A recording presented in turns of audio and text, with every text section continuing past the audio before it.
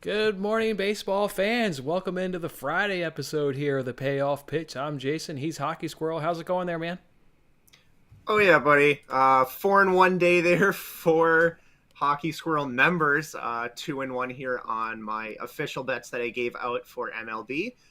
Hit a couple of NHL winners on top of that there. So again, if you're interested in that, check out hockeysquirrel.com. But we got a lot more coming at you today.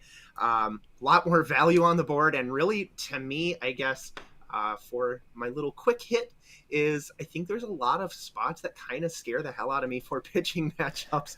Everyone's putting out their best. You know, you got Walker Buehler and everybody coming at you. So it's some top tier talent today on the mound.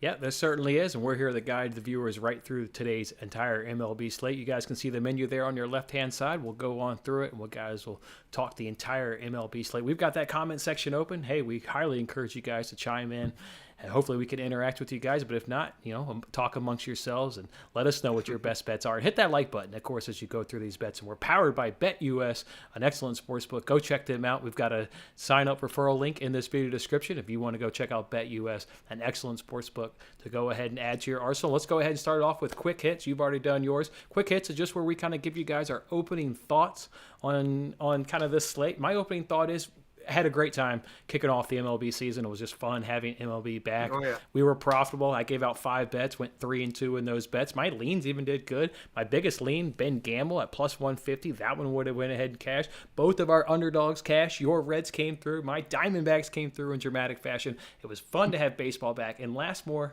on the quick note, today it's going to be sweaty.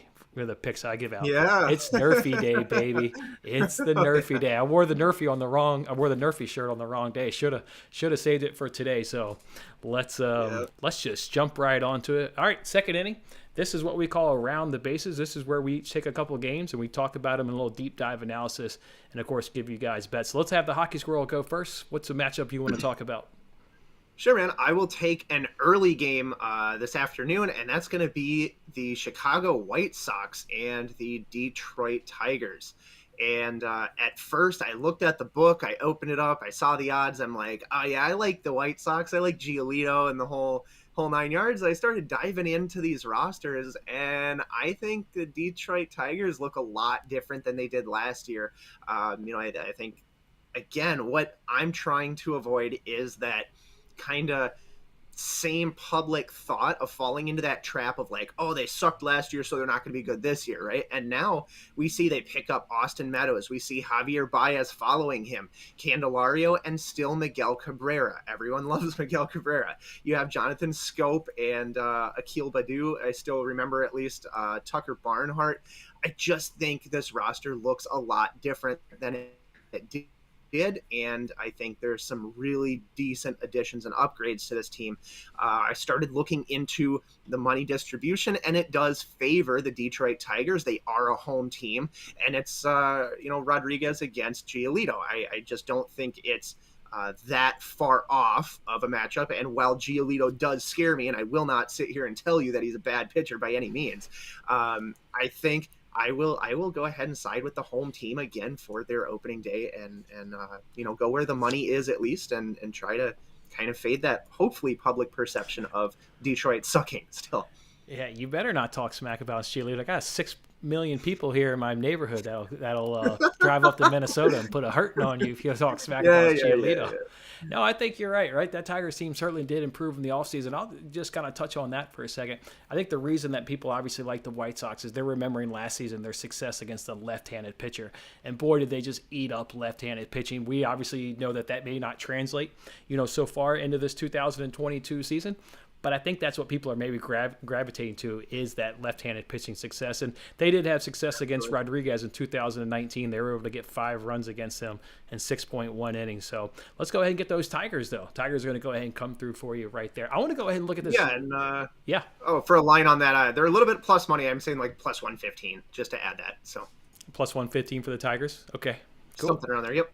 I'm going to go ahead and jump over to the Yankees. This was a bet I was going to give out on yesterday, but obviously the game got rained out. We got the same pitching matchup. I like the Nerfy, and the Yankees versus Red Sox games. Couldn't like this Nerfy much more. Look, you got Eovaldi, obviously on the bump here for the Red Sox. Really owned this Red Sox Yankees team and done well in the first inning. 32 innings pitched, 35 hits, 10 runs, 34 Ks in 2021. And then you got Garrett Cole, obviously a big-time pitcher. That guy can, mow through a lineup really on any given day. He went 30 innings pitched last year, only giving up 16 runs in that first inning, 36 Ks. And I really like Ks in the first inning, right? Guys that maybe you get in trouble, do you have the put-out stuff, the put-away pitch to go ahead and wiggle your way out of a jam? Both of these guys certainly have the stuff. Top of the lineups, maybe they're a touch scary, but Yankees have already announced their lineup, and they got Josh Donaldson as the leadoff hitter. I mean, are you kidding me? What is LeMahieu or Aaron Hicks not doing as your leadoff hitter? I don't like the lineup that they're throwing out today. Love the two pitchers, so go ahead and give me that NRFI there in Yankees versus Red Sox, and you can go ahead and snag that at -110. All right, we do 2 games each here and around the bases. What's another game that you've got your eye on today? Well, I know you can't really see it. I'm wearing a Minnesota Twins shirt, but it's the Metrodome. You remember the Metrodome before the Target Field that they built here? So I got the kind of the throwback shirt, and I'm going to go down to the Seattle Mariners and the Minnesota Twins game. Robbie Ray and Joe Ryan. And I don't really know too much about Joe Ryan. I think there's a lot of hype surrounding him and whatnot. But man, did we get a good roster. We have a really solid looking lineup. Buxton's back and healthy. He had a lot of issues last year. I don't remember exactly what the first one was. He came back for like a game or two and got hit by a baseball immediately, and he was out. Polanco is great for getting on base, so your on base percentage there is awesome, as well as Luis Arias being just really has a good eye. Great base hits.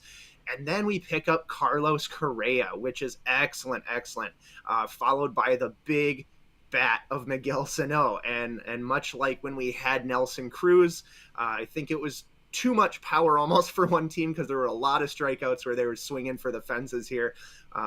It's just a great mixture, I think, though, and especially Max Kepler, I want to mention. It's a great mixture of guys that I'm expecting when they get up to the plate, they're usually pretty good for at least a base hit and that on-base percentage. You've got a ton of speed there in Minnesota. And to go against Robbie Ray, I think this is actually a closer matchup than what people might be expecting.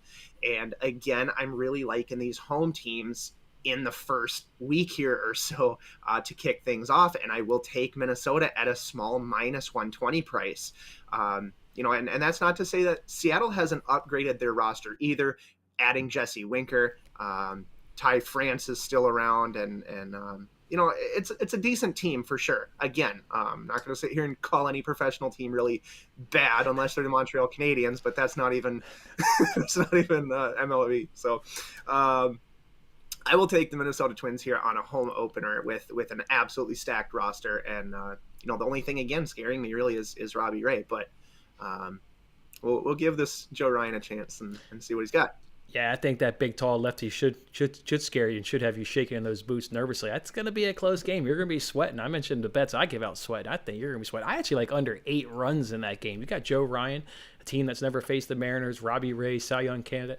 I would look maybe at that under in that game, but let's go ahead, Twins, and let's get that win. For my second game, I'm going to go and jump over to the Orioles versus the Rays. Told you you're going to be sweating, folks. I like the NRFI also in this game as well, and you can get the NRFI and Orioles versus Rays at -115. You got McClanahan here on the mound here for the Rays, 25 inning pitch, 24 hits, 7 runs and 30 Ks. And then you got Means on the mound there for the Orioles, bona fide their ace, 25.2 innings pitched in the first, 20 hits, 10 runs, 23 Ks. I mentioned 25.2 innings pitched. That's because he had really a rough outing there against the Guardians last season that inflated his hits, inflated his home runs and runs there in the first inning. He's got electric stuff. I love guys that can strike you out. So I'll go ahead and take the NRFI there in Orioles versus Rays at -115. And let me sneak in a third one here because I said you're going to be sweating. My God. No, okay. I like the NRFI. I like the NRFI there in Marlins versus Giants too. I love that one, and that one comes in at -130. You got Alcantara on the mound here. Yeah, Alcantara is on the mound there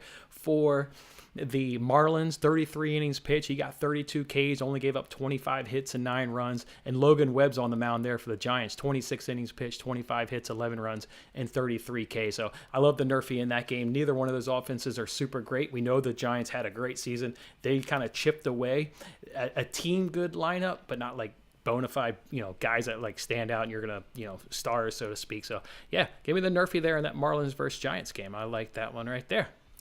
All right, let's keep things moving along. We move it over to the third inning now. We call it shut up and pitch. This is where we'll go ahead and give you some pitching props. Is there anything you're eyeing today on the mound? Yeah, there is. And, props hasn't really been a huge part of my betting career, actually. So this is a little bit newer for me as, I'm generally a money lines player. So I like picking sides. But what I'm trying to do is find, I guess, weaker batting lineups against strong pitchers, which only obviously is logical. And we get Walker Buehler draws my attention as one of my favorite pitchers from, just among the MLB. I think he's absolutely elite, and I just like watching him pitch. And against Colorado Rockies anyway, I just feel like it's a pretty good spot. And when I was looking around the BetUS book, I actually found over 5.5 strikeouts for Walker Buehler. Although it is a little bit of juice at -160, which most props seem to be, as I've kind of been going down the alley here of diving into props and whatnot, looking at the pitchers and batter props. But I just think he's elite enough going against a batting lineup that I just don't expect to hit him. I think he's going to dominate the Rockies, and if he's going to do that, then I expect strikeouts for that. So I'll go over 4.5 for Walker Buehler at -160. Walker Buehler for you. I like Sandy Alcantara. His numbers at 5.5 Ks at +115. Big, tall guy. That's something I look for in pitchers, is who's got the height. It's just because of the trajectory of their pitches. It's tough to hit when it comes out of that arm slot right there. Giants had the 4th most Ks last season versus right-handed pitching in 2021. Alcantara faced these Giants twice last season. He got 7 Ks and 4 Ks in those 2 outings, but his K per 9 has been increasing each year. In 2019, it was 6.9. Then it went up to 8.4 in 2020, and last year was at 8.8. A young kid who I think is still very much developing and getting better. I expect that number to come up. I like it. And at plus money, I'll go ahead and take over 5.5 Ks there with Sandy Alcantara. Well, I'll go ahead and do my second one here. I got Brandon Woodruff. I'm going back to that Cubs versus Brewers game that you were on yesterday. I like Brandon Woodruff over 5.5 Ks at -110. What is this doing at 5.5 when he averaged 7 Ks per start last season? He hit this number in 4 of the 5 games last season against the Cubs. And versus the Cubs, he's striking out. If you look at the Cubs lineup, he Ks them at a 32% clip. What is this at 5.5? Give me that. Brandon Woodruff over. Well, even on yesterday, Corbin Burns, we were having, over 7.5 or 6.5. We get, 5.5 today? I mean, that almost could be on your It's a Steal down there in the 6th inning. Yeah. Yeah, and you got same caliber pitchers. I mean, I think they're both, got really great stuff. Without a doubt. Absolutely. And I did look at the Sandy Alcantara as well. I felt a little bit more uncomfortable going against a strong batting lineup in San Francisco. Like I was talking about, I mean, I'm looking for very strong pitching against at least a weaker batting lineup, and I felt a little safer there in Colorado. And another weak batting lineup would be the Texas Rangers, I feel like, at least going against Jose Barrios. And so I'm going to go another over 5.5 strikeouts. And this is only -110, actually. And sure, they pick up Mitch Garver from the Twins and Corey Seager, but I just don't know if it's going to be enough, really. I don't think so. I mean, at least not to take down the Blue Jays in general, but I think for Jose Barrios, it should be a pretty good matchup against those batters. All right, so we're both seeing strikeouts. Yesterday, I took unders. Remember, I took Shane Bieber. He went under. You, Darvish, went under. Reverse today. We're going over today, fellas. The guys are going to be having the K stuff today. All right, let's move on. I got one of my 2 Corbins yesterday, so. That's right. You did get it. The Patrick Corbin one, I believe. Yep. But, all right, let's go ahead and now move it over to that 4th inning where we get the long shots. You want to go first, or should I?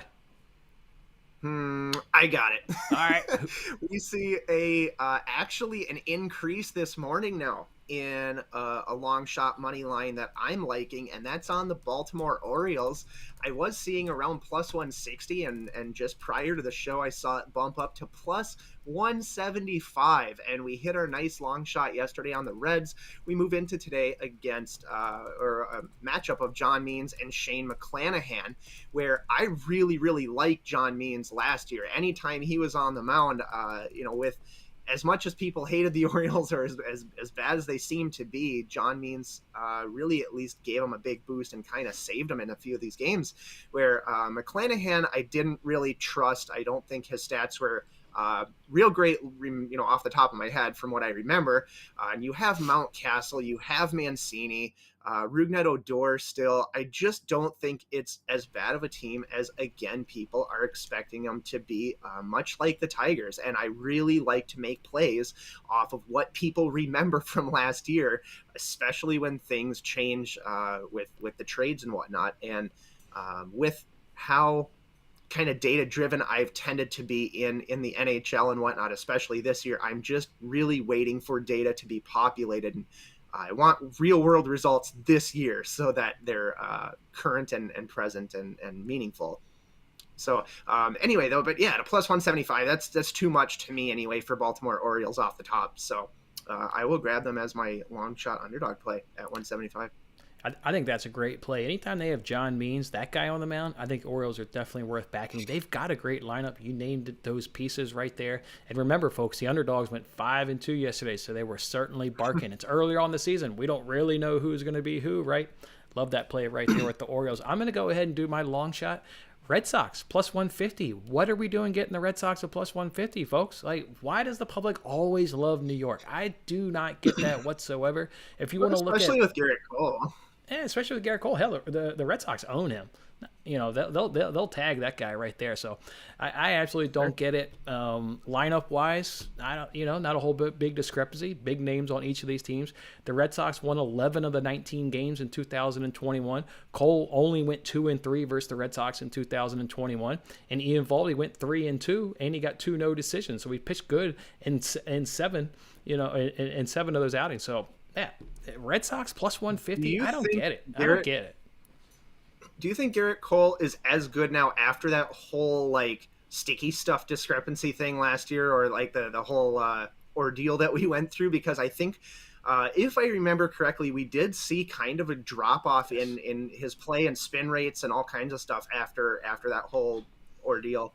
Yeah, I think he was probably one of the biggest players, and it's probably because of A, where he plays, and B, the contract that he's assigned to, that he was probably the biggest player in the spotlight. That, yeah, his production dropped off once the crackdown went there on the sticky stuff, for sure.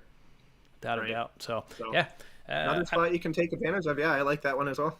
Yeah, plus 150. All right, let's go ahead and move it out to the 5th inning. We call it keep swinging. We gave you some pitcher props. So let's go ahead and give you some batter props. I'll go ahead and go first. I like Joey Votto there of the Cincinnati Reds. He really had some good success here against Charlie Morton there. He's 10 for 33 against him. He's got 1 double. That's obviously a 303 batting average. I love that the Reds are the away team. That's something that, if I've got between like two batters, if one guy's on the road, well, that's a no-brainer, right? Because they're guaranteed to obviously play all 9 innings, being the away team. And then also like the lefty versus righty matchup. That's another thing where if I'm between a couple players, give me that lefty versus righty or righty versus lefty matchup. Love that right there. So for Joey Votto, a guy that's a 303 hitter against Charlie Morton, over 0.5 hits, comes in at minus 130. I'll go ahead and take that. Not too bad, yeah. One thing I was digging around and kind of came up with, and going back to that Tigers and White Sox game, we find Javier Baez in his matchup against Lucas Giolito. He's had 11 at-bats, and he's gotten 5 hits on him in those. So I was looking at just for Baez to get a hit, and that's up to like minus 200, which I don't really want to pay. But if I looked at the total bases to get 1.5, which we got yesterday on Juan Soto, which is very nice. This is really the only batter prop that I came across that I found to be overly valuable and whatnot. It's plus 150 for over 1.5 bases. So, if he hits a double, if he cracks a home run, if he, gets 2 singles, whatever, for those stats and for how heavily juiced the books know that, him just getting a hit in general, is likely to happen. I don't mind the over 1.5 total base for a plus 150 seems like I'm getting a lot. So I will go ahead and roll with Javier Baez to do so. All right, let's do the damage there. Bias for my other batter prop. I'm going to look at Charlie Blackman. They're the Colorado Rockies. He's really had some success up against Walker Buehler. 17 for 44. That comes out to a 386 batting average. And with that, he's got some absolute power against Walker Buehler. 4 doubles, 1 triple, 2 home runs. He only struck out 7 Ks in those 44 at-bats. So let me know he's at least putting the bat to the ball and getting contact. Love that right there. The game is obviously played in Colorado. We know the advantages that is for the hitter playing in Colorado, so like that. And then once again, give me the lefty versus righty matchup like that. And then another thing I like in batting props is guys that are toward the top of the order. Naturally, they're obviously going to see more at-bats. He's the leadoff hitter for the Rockies. So over 1.5 total bases for Charlie Blackman comes in at plus 110. So give me Blackman of the Rockies over 1.5 total bases at plus 110. All right, we move it over now to the next inning, 6th inning. It's called It's a Steal. Where'd you find any value today on the board there, Hockey Squirrel? I don't know why I'm getting, once again, the Houston Astros at underdog odds or even plus 100 when yesterday's matchup, it made sense, I guess, a little bit because Houston's on the road, first game of the year. You got Mike Trout and Ohtani, and he's pitching the whole 9. But today we get Odorizzi against Reed Detmers and a Houston team that already won 3-1 last night. And you still have them at plus 100. What's going on here? I'm going to take Houston Astros again. I think it's a steal for the fact that they're still not favorites. Not totally understanding it, I guess. But, I mean, I know Odorizzi. He's, as we talked about, he's no slouch prior to the show. And, again, that offensive lineup, they can produce, and they did last night. They sent a lot of balls deep to that warning track, put a few over as well with, I think, Alex Bregman and Michael Brantley, I think, might have gone over the wall as well. Back-to-back solo home runs and whatnot. It was a fun game to watch. I liked it, and I'll hop on him again at a plus 100 price. I have no problem with that. I know, right? That's unreal right there. The Astros as underdogs. Everybody knows, or maybe not everybody knows, but I'm blindly betting MLB underdogs this season. And I mentioned on yesterday's show, I loved your Reds pick. I loved your Astros pick. I would have given those out, but I'm already blindly betting them. So I've already betted them and gave them out. But yeah, I mean, Astros as dogs again. What? All right, for my steal, I've got 2. I've got 1 steal, and then maybe one thing just to kind of put on your radar is maybe give you guys a little bit of pause. For my 1 steal, over at BetUS, you can go ahead and get Kyle Freeland over 3.5 strikeouts at minus 110. And guys, get on BetUS and go take their money. This is an absolute steal. Kyle Freeland over 3.5 Ks, perfect 4-0 last season against the Dodgers, and cashing this prop and relatively easy. Got 5, 7, 6, and 4 Ks. So only one time did you get the win by the hook. Otherwise, it was a pretty much easy, no sweat winner there for you. So over 3.5 Ks, guys obviously had a lot of success up against this Dodgers team and getting strikeouts. So I like that right there. My other thing that I wanted to mention here and give you guys a little bit of a warning, I'm already seeing it on Twitter. Dodgers F5 team total over 3.5 runs, and people obviously mention it's Colorado and it's the Rockies pitching staff. Kyle Freeland is on the mound here. If you make that bet today, Dodgers F5 team total over 3.5 runs, last season you would have lost that bet in every single Kyle Freeland start. This is their best starter, guys. Be careful. I'm seeing it already on Twitter. Take this Dodgers F5. It doesn't mean it won't cash. We all know the Dodgers have an outstanding lineup, but this bet never cashed last season. Be careful, guys. All right, let's go ahead now. Sure, let's go ahead and now move it over to coming to a stretch. This is where we'll go ahead and give you guys our best bet of the day. What's your best bet of the day there, Squirrel?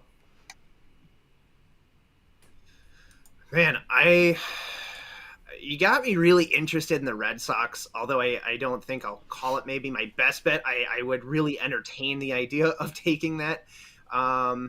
Boy, I would almost say, as much as I don't want to do it, I mean, with things that we've already talked about, I just have to go back on Houston, dude. I have to take the Astros again for that price.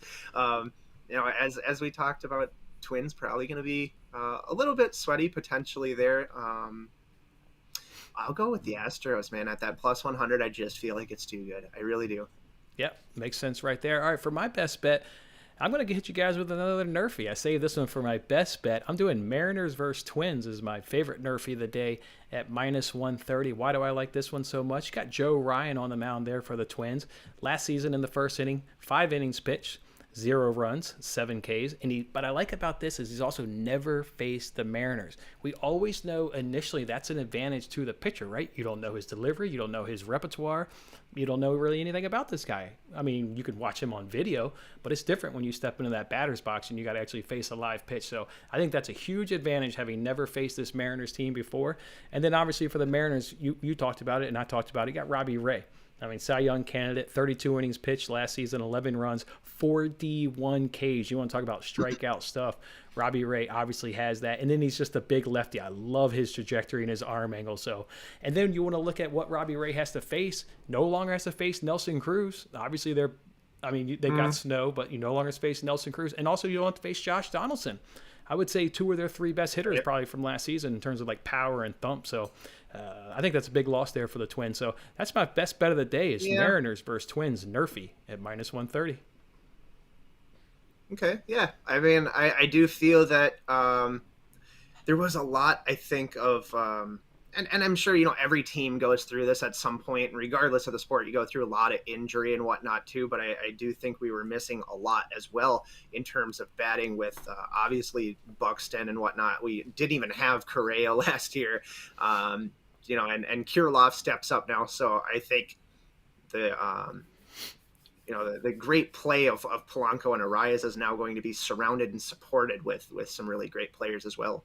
And I really like this team as long as they stay healthy. Yeah, I think if you look at them, it should be between them and the White Sox. I would think more than likely in that division. I think so, sure. Right there. All right, the safe inning, we call it Safe or Out. We're going to try and guide you through all these sportsbooks promos and try and help you out. We told you yesterday to stay off of those parlay profit boosts that DraftKings and FanDuel's were giving you. All of those lost yesterday. The FanDuel boost lost, the DraftKings boost lost. Guys, it's early on. We really don't know who is who. Stay away from these parlay boosts, and that's this stuff is asking you. DraftKings does have a good one in terms of they'll give you a live 20% profit boost, so go ahead and use that, obviously at your discretion. Maybe you take one of the bets that the Squirrel gave you or I gave you and you wait for first pitch and you live bet it with a 20% profit boost, or maybe you arbitrage that bet as well. So otherwise, I kind of scoured the books. Maybe it's because it's early in the morning, but I didn't see a lot of promotions already being advertised today. So 8th inning will be a little bit short today. So let's move it over to the 9th inning. This is where we call it the closer. It's time to close the show and give them your best bets, your official bets. Which ones are you betting today there, Hockey Squirrel? Well, the best bet I gave out was the Houston Astros. Obviously, I'm on that. As for the value, I like to mix in value with my favorites, and I see a lot of it in the Baltimore Orioles. I will take that at a +175. And then I'm going to be on my Minnesota Twins as well at a -120. So for a small underdog price there for 3 money lines, really, that I'm actually going to put my money on. So that's what I'm liking today. So is Astros, Twins, Orioles? Twins, Orioles? Astros +100, Baltimore Orioles +175, and the Twins -120. Yep. All right, lock them in, folks. The dog's going to be barking right there. I've got a plethora of bets. Let's just go ahead and run through these suckers. I got 4 NRFIs. I'm doing the NRFI and Red Sox Yankees at -112. I'm doing the NRFI and Orioles Rays at -115. I did that NRFI and Mariners Twins at -130. I also did the NRFI and Marlins and Giants at -130. I also took that White Sox team total over 4. You can get it at over 4, which obviously gives you that push at -121. Yep, count them up. It's going to go over 4.